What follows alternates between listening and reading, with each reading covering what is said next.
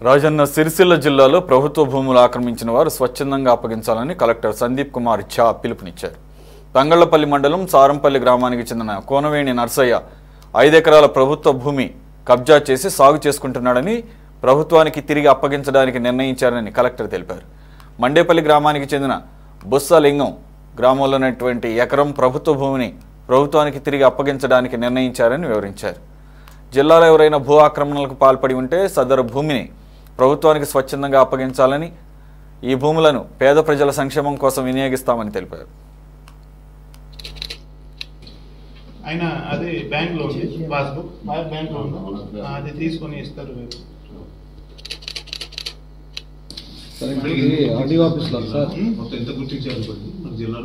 Already చెప్పిన మాట దాదాపు 1300-1400 acres మా చేతిలో ఉంది. ఇంకా 3-4 మండల్స్ ఇది ఆన్గోయింగ్ ఇన్వెస్టిగేషన్ ఉంది.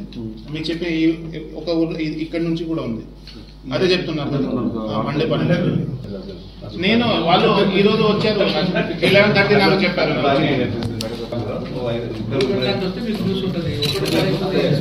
న్యూస్ కాదు, మీరు జస్ట్ 41 ఉంటే ఎవరు రాదు, వీళ్ళు 100% వాళ్ళు ఏదో గట్టిగా అది కూడా చేస్తే పేపర్లో రావట్లేదు. ఒక 2 పేపర్లు వస్తున్నాయి, ఎందుకు రావట్లేదు అది నాకు తెలియదు, కానీ పేపర్లో రావట్లేదు. ఈరోజు 2 మహానుభావులు వచ్చారు. సో ఒక వ్యక్తి శ్రీ కోనవేణి నర్సయ్య సారంపల్లి నుంచి వచ్చారు. సో ఆయన 2018 నుంచి 464 సర్వే నెంబర్లో 5 ఎకర్ అక్రమంగా తీసుకొని ఉంటారు. సో దాదాపుగా 6 times రైతు బంధు మొత్తం తీసుకున్నారు. దీంతోపాటు PM కిసాన్ కూడా తీసుకొని ఉంటారు. సో ఈరోజు మంచితనంతో వచ్చి పాస్బుక్ సరెండర్ చేస్తున్నారు సారు. సో అదేవిధంగా మండేపల్లి నుంచి మూసా లింగం గారు కూడా మనతో పాటు ఉన్నారు. వీళ్ళు కూడా 365 సర్వే నెంబర్లో 1 ఏకర్ లావణి పట్ట అక్రమంగా తీసుకొని ఉంటారు.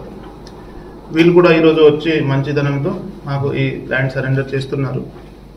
సో ఈ ఆల్సో 6 times అది రైతు బంధు తీసుకున్నారు. PM కిసాన్ కూడా తీసుకొని ఉంటారు. అది పర్యవేక్షణ చేసి మీకు చెప్పడం జరుగుతుంది పూర్తి. అడ్మినిస్ట్రేషన్ నుండి 7 పిటిషన్స్ వచ్చినాయి. మనం 7 FIRs ఇప్పటివరకు రిజిస్టర్ చేయడం జరిగింది.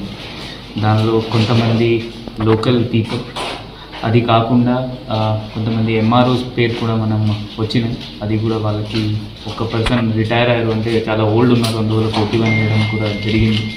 ఇంకా కూడా 1-2-3 ఉన్నారు, వాళ్ళ కోసం కూడా టీం చెప్తుంది. మనం ఎవరైనా ఇట్లా గవర్నమెంట్తో నేరం చేస్తే సో మనం 100% గట్టిగా ఉంటాము. కేసు రిజిస్టర్ చేసి జైలు కూడా పంపిస్తున్నాం. 7 people ఇప్పటి వరకు మనం రిమాండ్ చేయడం జరిగింది.